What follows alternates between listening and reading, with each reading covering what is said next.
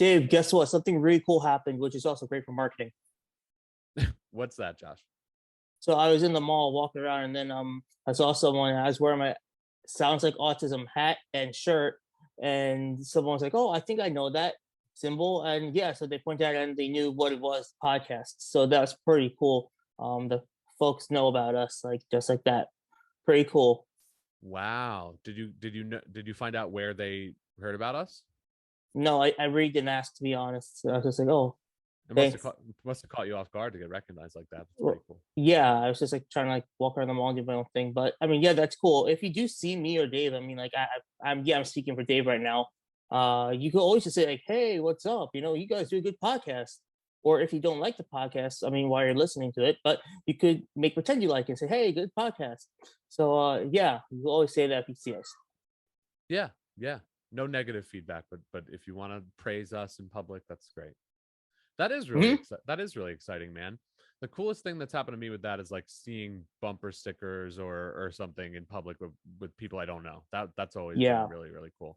Um, yeah, I've gotten actually photo like people send me pictures of like, hey, I saw your logo on this car, and I'm like, oh, cool, man. So I mean, that sometimes happens also. It's pretty cool. yeah, and Uh, so I guess this is a good opportunity to say if you're one of those people who we don't know but supports the show, thank you so much. It means the mhm. world, and feel free to send in your pictures of you rocking your gear or your bumper stickers, magnets, whatever you got. That's Absolutely. really exciting to us with our small little operation Yeah. we have going I here. mean, Very we cool. like before we go into like anything, it's like I remember just like a few years ago, that logo is just like an idea, and we were like having like tiny little meetings, like about 30 seconds here and there, talking about it. And now you see it, so yeah, it's pretty cool. So yeah. Right. Yeah, absolutely. And Josh is we both pay attention to how things look and marketing and things like that, but Josh is someone who something that he compares everything to is like how Disney did it, how well Disney did it. Well, they're the leader. The Mickey Mouse ears and stuff like that. And I think we've done a pretty good job. So very cool. Yeah, you know, Uh, Walt would be like, those two guys. I'd hope he'd approve. I would hope if he didn't, if he wouldn't, then that stinks. But I think he would. yeah, we're like Imagineers. Um, Yeah, yeah, yeah. but anyway, so let's jump in, Josh. I'm really glad to have this guest on this month. And who we having, Josh? What business? Well, I could tie this on real quick. So you know how like at Disney, when you wish upon a star, boom, boom, it's Blue Star. Yeah, Yeah, I did that. Blue I'm Star. sorry, Dave. I'm sorry. No, no problem. That's great. That is Blue so Blue like corny. Blue Yeah, Star Recyclers yeah, is an awesome electronics recycling company yeah, that's in two states, mostly Colorado, but also Illinois, right? And yeah. we are so pleased to have the founder of Blue Star, Bill Morris, on. Blue Star employs dozens of neurodivergent people very successfully in these facilities, and they're Yeah. an awesome mission first kind of business, right? So you Yeah, ready to I welcome find Bill? mission first businesses, just to point out, often have like the most passion. I find, because it's. I mean, yeah, like every single organization out there, like part of their goal is to have income. That, I mean, I'm not like saying that's not true, but there's more than that. And when there's more than that, I think it gives it heart. So it gives it that little boom. Like, so whenever you're like dealing with one of those, you're gonna see more passion from the people who own it and work there. Yeah, and I would say I wouldn't want to like rank mission first businesses above anybody else, because listen, the bottom line is it's like Jeff Miller a couple months ago from Potential said, there our intention is to not need mission first businesses. Our intention is for every Fortune 500 company and every mom and pop pizza place on every corner in New York City to think of this stuff as completely normal stuff that they should be Yeah. doing. And so the mission first businesses are the real trailblazers here and really important, right? But it Mhm. is super special when some massive Fortune 100 company starts a neurodiversity hiring initiative, right? And they're learning a lot from these mission first It's companies. So inspiring that like this type of mentality. I know like where I'm going off my little like rant here, but we'll go into our guest in a second. But again, like I sometimes bring up, I'm I was born in '93, so like my childhood was the like late '90s, early mid like 2000, 2010s. Like this again, if you were to go back in time and say that like big businesses will be talking about this stuff, literally every person on planet Earth would laugh at you, like because it was just it wasn't like in the public conscious. That didn't register, but yet here we are now. Yeah, yeah, So I just like to bring that up. and it's thanks to a bunch of smaller businesses, including Blue Star Recyclers, that have kind of explored this whole world, right? The world Yeah. of proactively hiring, training, onboarding, supporting neurodivergent talent, and that's to the benefit of an organization. That's companies like Blue Star and Rising Tide and Spectrum And that showing that it's real talent also, yeah. because these folks who are neurodivergent and work there lots of times, they come up with some innovative, I wanted sorry, say innovative solutions which other people wouldn't have, and that also then benefits the organization's bottom line. Yeah. So like these are, it's not like, oh, this is gonna look good for the camera, or oh, this, no, it's nice to do. No, this is like business smart. So if you or someone listening has a business and you're on the fence currently thinking, there's this one person, they're neurodivergent, we don't know if we should take a chance on them or not, like it would be in your, like in our TEDx, what we talk about, genuine best interest for you and your organization to take that chance, because the payoff is way better than not doing it. And you can actually advance your organization in many different ways by a person who thinks differently. So yeah, no, exactly. So without further ado, it is our absolute pleasure to welcome the founder of Blue Star Recyclers, Bill Morris, onto the show. Bill, welcome, Bill. Thank you so much for coming on. Thanks, Dave and Josh. Really good to be here. All right, so thank you for being on. And so can you tell us the story of Blue Star Recyclers, like the origin story, like a superhero? Blue Star Recyclers is the result of an accidental discovery. And it really starts off with some negative stuff, which is that I was an out of work 52-year-old male and in 2008, and I had been laid off I'd been in the telecom sector for about 25 years, and it was going through the process of shrinkage, and 2 or 3 of the carriers were bought up by others. So I was laid off, and for the first time in my adult life, I got to experience what being out of work felt like. I thought I was pretty hot stuff. I had been a district manager and led teams and had done fairly well, but I was unnecessary in 2008 and was laid off. And I have to admit to you that after about 6 months, I couldn't find work. I got pretty close to being suicidal. I honestly had never felt anything quite like that, to know you have value and no one really could see it. And the market was just not, my industry wasn't hiring.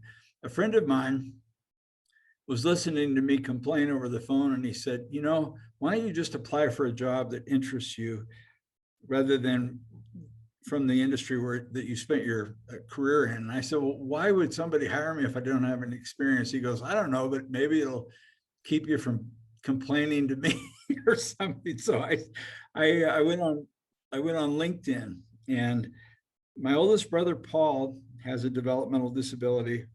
He's actually passed away since then, but at that time I had an interest to work. I'd always kind of had an interest to work with people like him, but I had never spent any time in the nonprofit or disability services sector. And I thought, all right, well, I'll go ahead and look and see if there's any jobs there. And sure enough, on LinkedIn, there was a job for running a day program at a disability services provider. And I applied, and I knew something was wrong immediately when they called back within about 5 minutes and practically offered me the job over the phone. And I remember I said, wait a minute, don't you have to have some initials by your name to do this kind of work and run a center like that? And they go, no, not really. I said, well, do you have to have any experience? And they said, well, do you have any family members? And I said, yeah, as a matter of fact, I have a brother with a disability. And they said, that's good enough. Well, the reason that all that was true was that when you looked at what they offered me for pay, it was very understandable why that I was being offered that job. That was the least amount of money I think I'd ever made in my adult life. And but I took it because I wanted to go back to work, and I didn't know anything about it. And I showed up. It was a day program with 65 adults, 60 of which were extremely high needs folks that had to be cared for around the clock. And there was a smaller group another group in there that was what they call EBD, and it was essentially adult babysitting. It was pretty awful, and I had no experience with it. And the center was it was an old building. It smelled bad. It looked bad. You walked in, most people were yelling, screaming. They were in some sort of discomfort, and the staff was probably even worse shape than they were. And I'm taking this over, and I have no understanding of what I'm doing. So I just basically did my best, and we tried to keep the place from being from falling apart. I mean, it was why the job was open. I think they'd had 2 or 3 people come and go in the year before me. But anyway, in this building in the back, a few years earlier, someone had brought in 4 young men, and they were in this room taking apart electronics. They were not being paid or trained, and nor were they well supervised, but they were a different lot.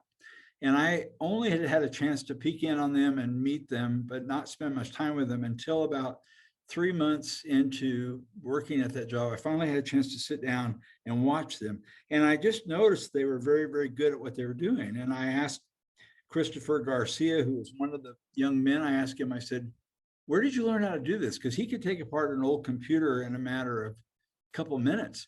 And he goes, I just taught myself. And the other 3 guys weren't as fast as he was, but they also seemed to just have an innate aptitude for it. They were systematically break these things down. So I went and looked at their files and discovered that all 4 were diagnosed on the autism spectrum. They had a couple of other physical diagnoses as well, like seizure disorder. But and I was possessed with this idea that these guys had marketable skill, and it was going to waste. And I couldn't ditch the thought. I didn't have any idea what to do with it. But one night I went home and I wrote a business plan to start a business to hire these 4 guys. And I had no interest to stay in the disability services sector. I was not a good fit for that. Writing case notes and using people as billing mechanisms to get reimbursed by the state is not for me. And but I wanted to get these guys working. That was it. And I went up to Denver. I found somebody that did know something about electronics recycling, and asked him if he'd hire these guys. And he said, no, not really, kind of shifted in his seat. I said, would you help us get started? And he seemed to be more interested in that. And he said, well, I'll tell you what, I'll send you all my computers from Denver down to Colorado Springs, and you can take them apart for us, because when you recycle electronics, you have to break them down to their base materials. And he said, I'll pay you 5 cents per pound to take them apart. So I said, sold. I didn't know if that was a good buy or not. But, and he gave us a little warehouse space, and we were off and running in October of 2009. We started the paid work program, and the disability services provider was the employer of record, but the money for the minimum wages came from the recycler. And we did that for a year, and the guys just lit up, all 4 of them. I have never seen a transformation like this in my life. And I know you've seen it, but to see a human being, all the behaviors they had in the day program disappeared. They physically, emotionally, mentally, all became improved. And they started acting like men, and they were all in their mid-20s. They'd aged out of their their transition program in school, and then come into this day program. And they had been treated like children since then, and they had acted like it, but they came into work, and I said, get your tools, clock in, and your PPE and go to work. And they did it, and they just, gosh, just everything about them improved. We grew that team to 6. We added 2 more people, and a year into it, we knew we were onto something. And then we lost the supply of materials because the recycler had sold out to an Indonesian company that we kind of were told they wouldn't be using us. They probably could find it cheaper than a nickel a pound back in Indonesia or something. I don't know, but then I had the incredible serendipitous luck to meet a family in Colorado Springs that had an old warehouse, a truck, and a forklift that had been left behind by an electronics reseller. In the middle of the night, this company moved out and left all this stuff behind, and they didn't pay their rent. And their name was BlueStarRecyclers. And we had a couple of meetings, and the Fanant family that owned this building, they gave us all that stuff in a very, very large cash investment, which is unbelievable because I had known them exactly 24 hours. And I'd never seen anybody do something like that. It represented about a third of their net worth to help us get started, because I was out of money at that point. And we started life as BlueStarRecyclers in November of 2009. And so fast forward 13 years, we have 63 employees in 4 locations in the US, and we've replicated our model in about 12 other recycling companies. So you mentioned the work and how it affected your mental health when you lost your job. Well, so I understand that because sometimes, back in the day when I used to work in the kitchens and stuff, it was a really bad work environment. If any of you are a longtime listener of our show, you know that I used to work in kitchens, and the work, if it's good, it will have a positive effect on your mental health. But if it's not, or if all of a sudden it's lacking, like all of a sudden like the job market comes down, there will be negative side effects, like the ones which you have stated. Yeah, absolutely. And what a story, and what a story about how it impacted its founder and others, right? That's an incredible level of kind of vulnerability that you're showing us. So thank you. Absolutely. And it seems like a real kind of success story, from nothing to such a great level of success for a business, right? But what about to take it a little bit further as far as the impact on your neurodivergent employees? So I know you talked about some of the founding employees, and obviously that's an incredible story. But what about now that you're a well-established, well-oiled machine at Blue Star with several locations and so many different operations, right? Someone being hired today, right, that's neurodivergent. Tell me about that experience and the impact that this has on your employees. Yeah, it's a big deal. And I will say this, to run the needle back through the beginning of this, I will say that as I walked out of that disability services daycare center, when we started the employment program, I asked the 2 staff members that had been there for the longest, and I said, I want to ask you, didn't you ever see the talent that these guys have for this work? And they both said to me, looking at me in the eye, said, we're not here to spot talent, we're here to deliver services. And that's when I realized that possibly the worst place your son or daughter can end up is a disability services day program, because I can't indict everyone, but that's not the place where their innate talents and God-given talents are going to be discovered. There's just nobody looking for it.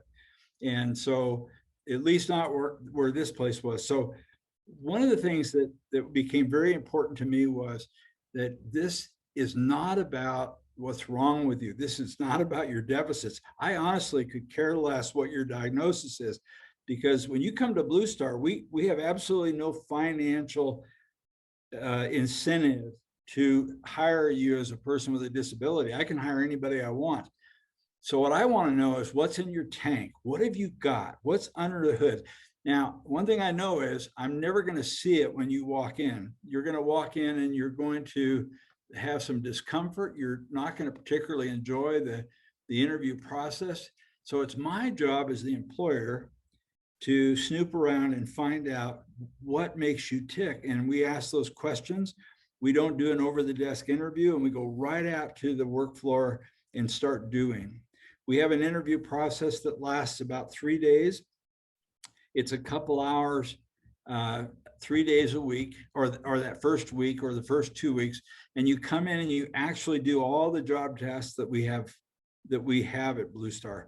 And in that process, I am going to find the thing that lights you up, because it's 14 years now and I have yet to find someone that I can't make that discovery.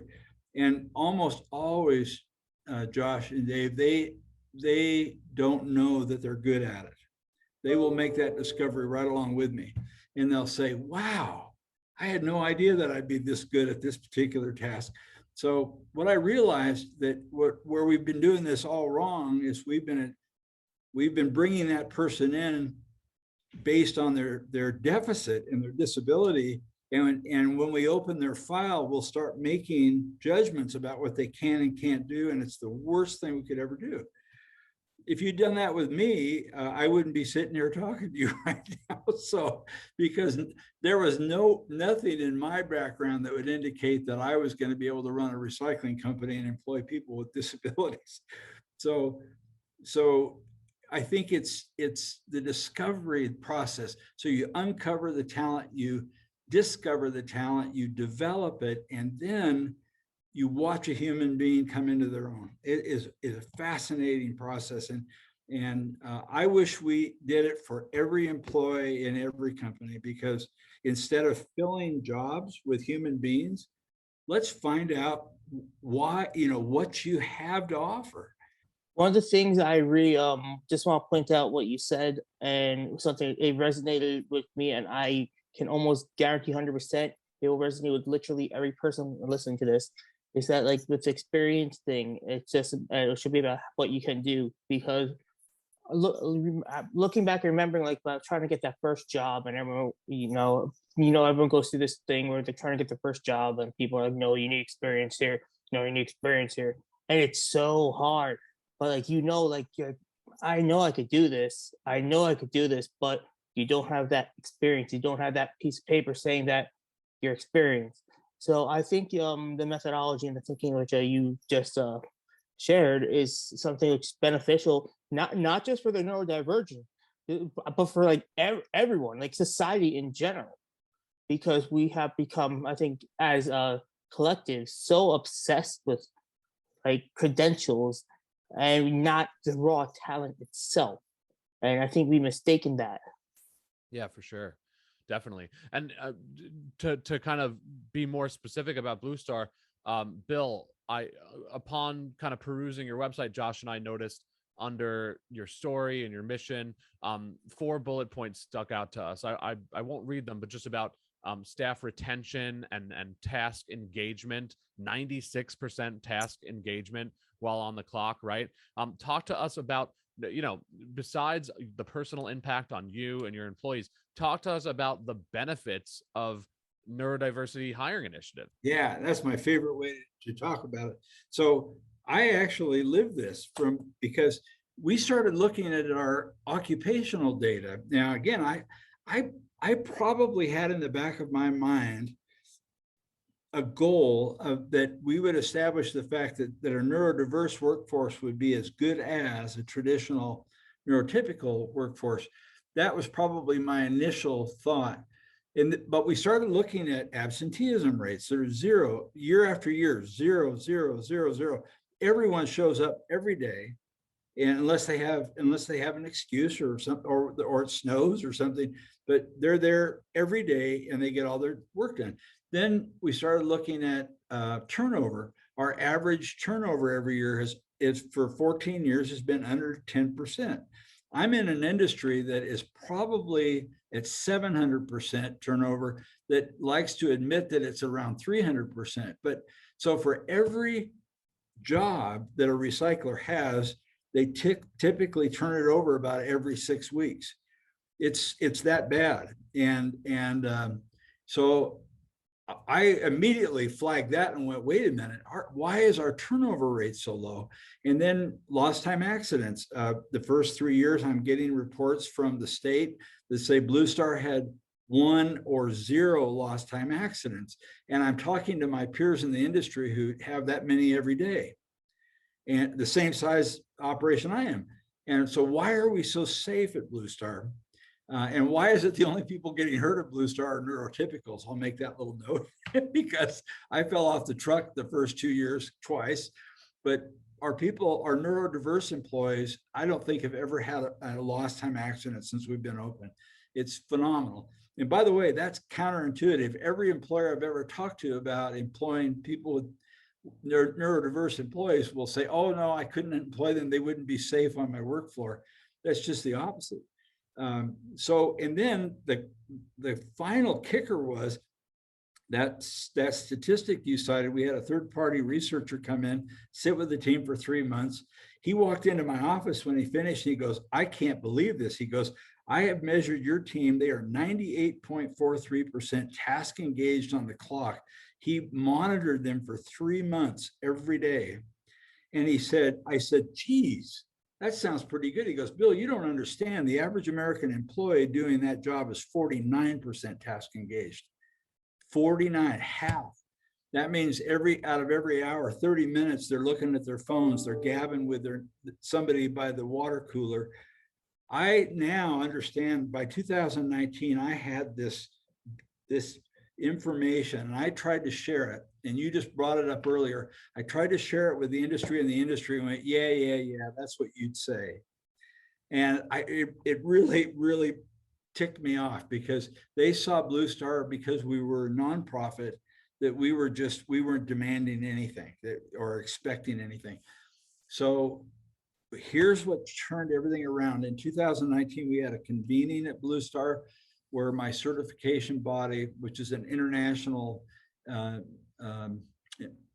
it's environmental health and safety certification. They brought 19 recyclers to Denver who came in. The CEOs spent the day with us, and their mouths dropped open. He looked at our guys and said, these guys are really good.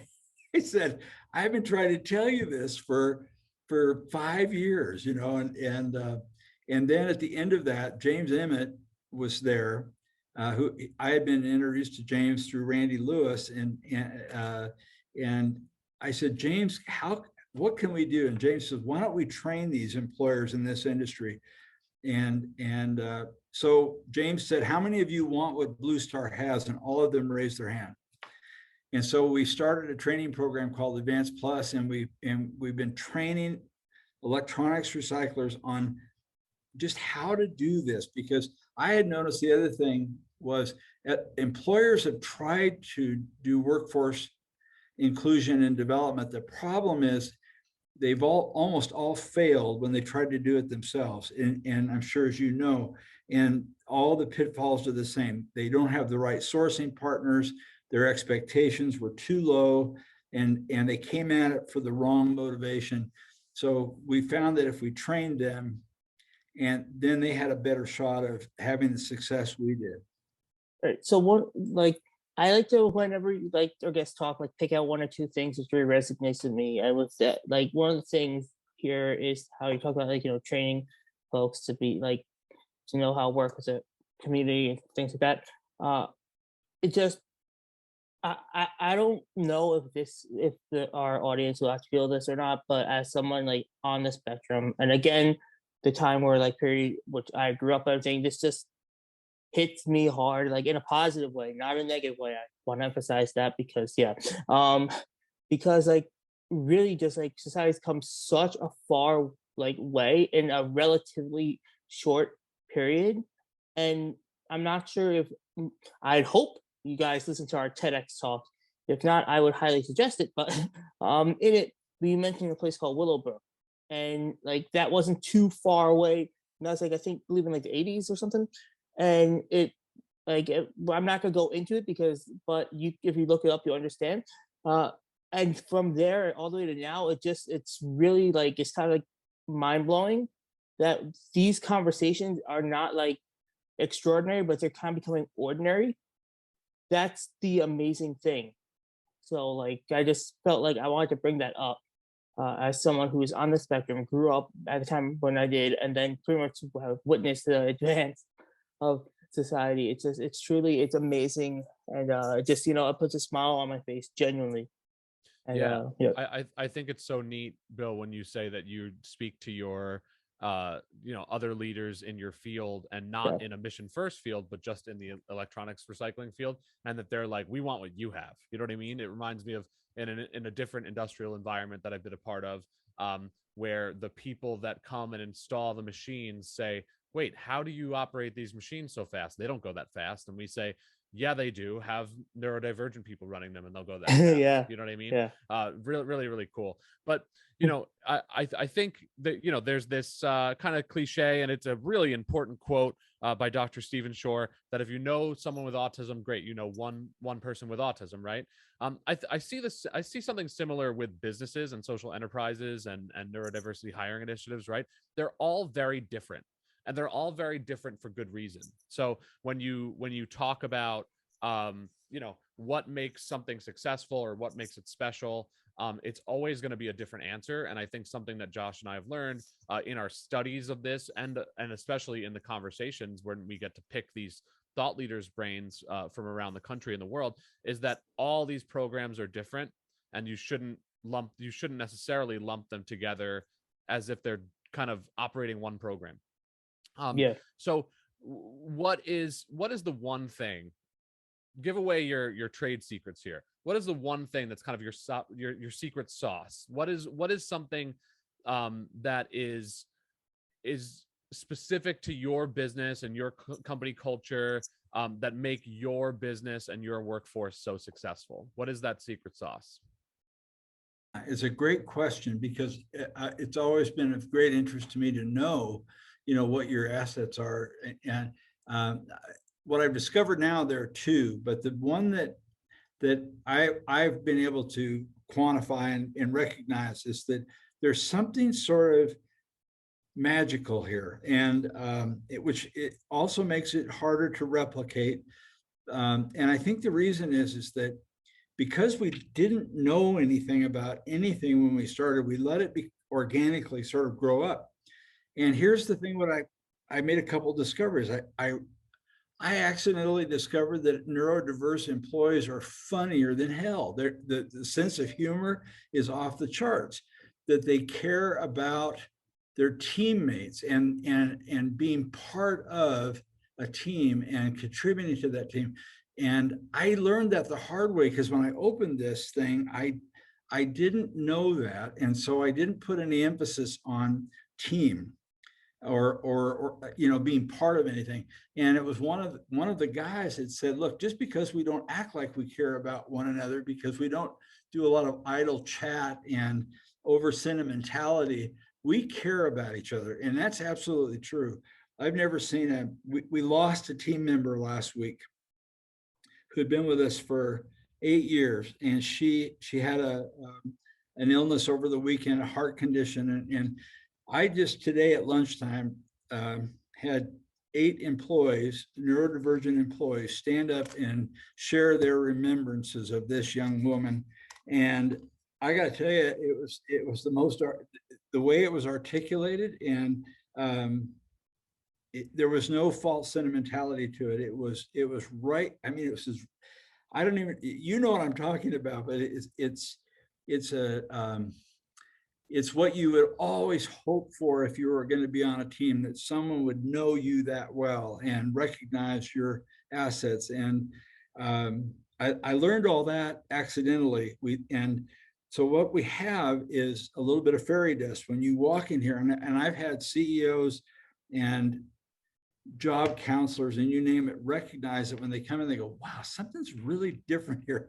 And all I know is I kind of created it to look like an 8th grade boys locker room, which is, I got really upset with the disability services sector because they wouldn't let the young people or people in the programs that were being served, they wouldn't let them be people. They made them be like robots. So if they cursed, or if they said something off color, they got in trouble. And we said, look, anything goes here as long as it's not disrespectful to the person that's there.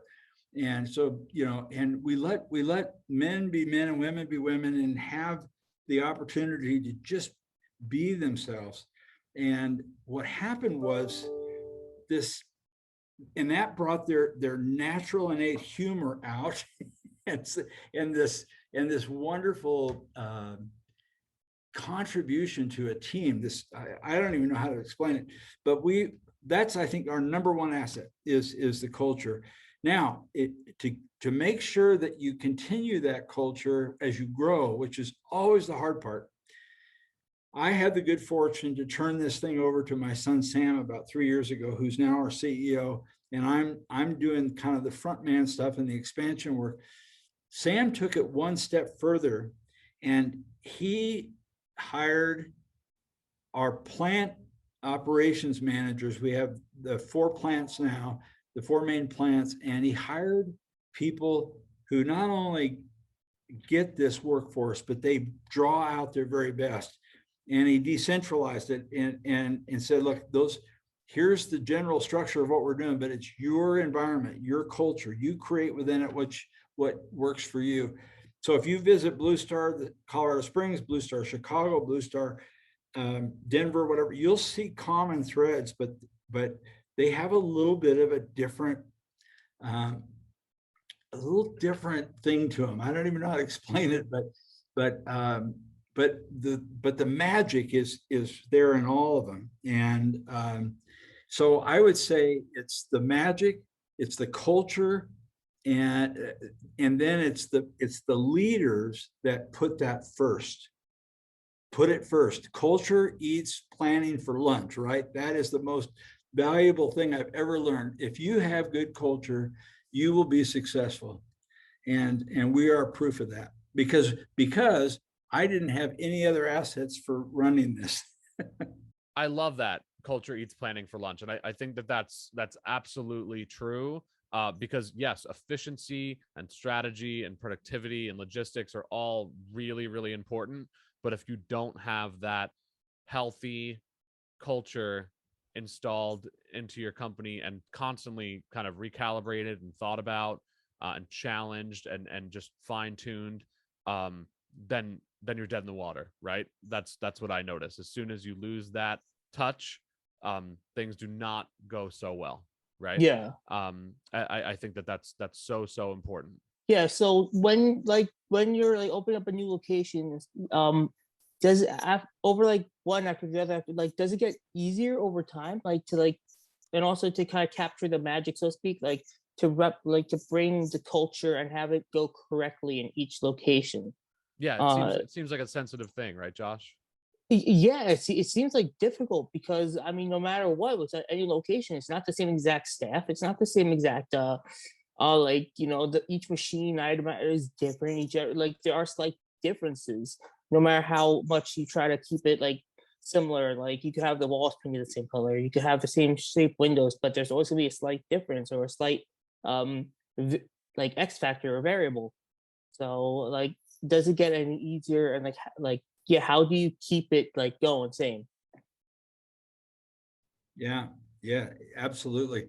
I think we've gotten better with everyone. And honestly, today, I would, if you asked me which facility I'd rather hang out in, it probably would be Denver or Chicago, because it's the leadership. It's and beyond the leadership, how the team is gelled. I like all the locations, but those two are just clicking, and you walk in and your hair practically stands up on the back of your neck, because they're just, the people are so dialed in. Here in Colorado Springs, where we started, what's kind of odd is we started here where the original team, if you have a spectrum, if there is a spectrum to look at, we have probably the lowest cognitive skill or cognitive ability and social skills of any of the locations. So there isn't a lot of banter here in Colorado Springs. Very productive and very black and white, and there's some magic here. But what's happened in Denver and in Chicago, we have a little bit wider spectrum. and it's opened itself up for, you know, it's the more diverse you are, the better. And so there's more fun going on in those locations, I think. And so that's, but we've gotten better at it. And I really think, I would say this, that we tried to do what you're talking about. I thought I was going to be able to write this out in black and white, and I finally gave up. But what I did, it's the canary in the mine. If you walk into your facility, you will know if it's got it or if it doesn't, right? And if I walk into a Blue Star facility, I can pick it up immediately. And if it's not, and we've had back about 5 years ago, we had some leadership that didn't understand it. And I walked in and it was dead. And I went, ooh, it's gone. Whatever we had was gone. And we got rid of that person and brought in somebody that understood it, rebuilt it, and then went from there. Thank you so much for coming on. This is actually really interesting, and I'm so happy just to know that these sorts of things are popping up all over the country, and that this is really like catching on, and it's not just a niche or something. Yeah. Thank you so much, Bill. You're doing incredible work, and so are your colleagues. We'll speak to you soon. Yeah, and your bounce back story. I just want to say personally, I find that inspirational. My pleasure. Thank you. Okay. Bye.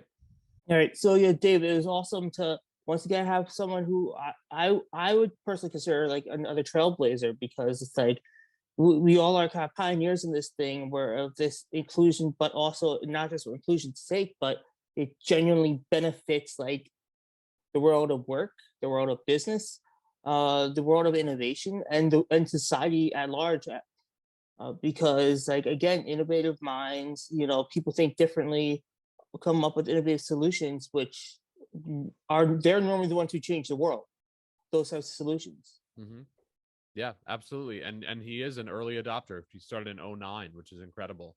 So much has happened since 2009 in this. And back then, no, really, it's amazing. It's not that long ago. And now, you know, this is becoming neurodiversity is becoming a household word. And these kinds of employment initiatives are becoming more and more normalized, as they should be. But you know, when he started, this was not something that you heard about on the news and things like that. So this is very, very, very cool. Great to have Bill and BlueStarRecyclers as a friend and an ally in all of this. Very exciting. So thank you. Yeah, absolutely. Thank you very much. And just, man, all those years ago, and still, I mean, that's great. Totally different world back then. Yeah, another state knocked off our list, Colorado, which is really exciting. They also have a location in Illinois, but we've already been there with our friends at Land of Lincoln. Great. Yep. So awesome. Thank you so much, and it was good to see you, Josh. And we'll see you. Good to see you. We'll see you in a couple weeks for a mini-sode, right? Oh yeah, I think it's gonna be a really good one. You're gonna want to listen to this one, folks. Trust me. Awesome. So yeah. All right. Bye. Bye.